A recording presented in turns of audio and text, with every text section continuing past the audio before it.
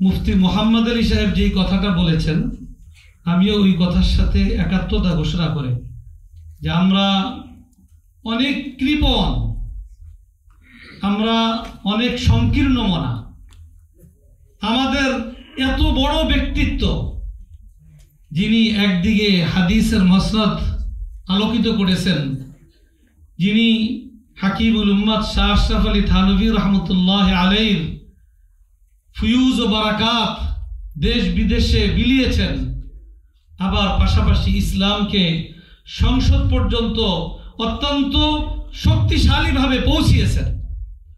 আমরা সেই ব্যক্তিটার আলোচনা আমাদের নিজেদের মাঝেও আমরা যথা গুরুত্বের সাথে আমরা ধরে রাখতে পারিনি।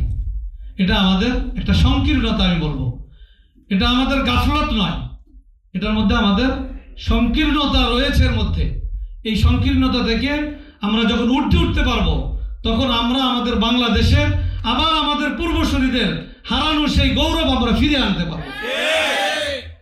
আমি এই জন্য নিজেদের এই যে ত্রুটি, এই যে কমতি, এটা আজকের এই মজলিস থেকে এই এহসাস আর অনুভূতি আমি নিজের মধ্যেও অনেকটা আমি অনুভব করতেছি।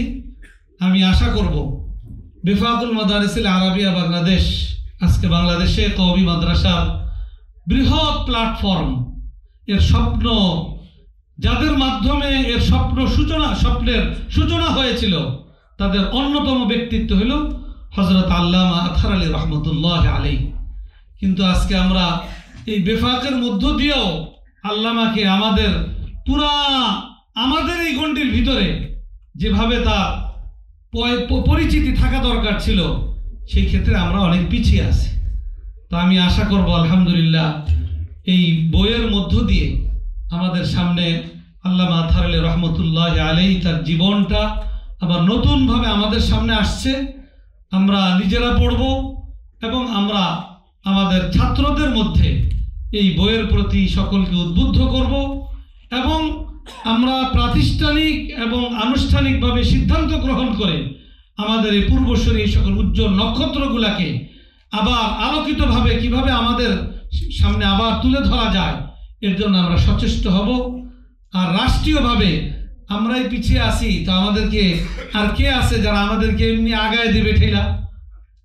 তো আমরা আলহামদুলিল্লাহ আমাদের জন্য রাষ্ট্রীয়ভাবেও একটা সুন্দর পরিবেশ, আমাদের আতহার আলী রহমতুল্লাহ আলাইহির জীবন দর্শন লালনকারী, তার হাতে গড়া ছাত্র সংগঠনের দায়িত্ব পালনকারী, তিনি আজকে ধর্ম উপদেষ্টা, এই রকমের সুবর্ণ সুযোগ, এইটাকে আমরা কাজে লাগাতে যেন ভুল না করি, এই বিষয়টাকে আমরা সুন্দর মতো এগিয়ে নেই।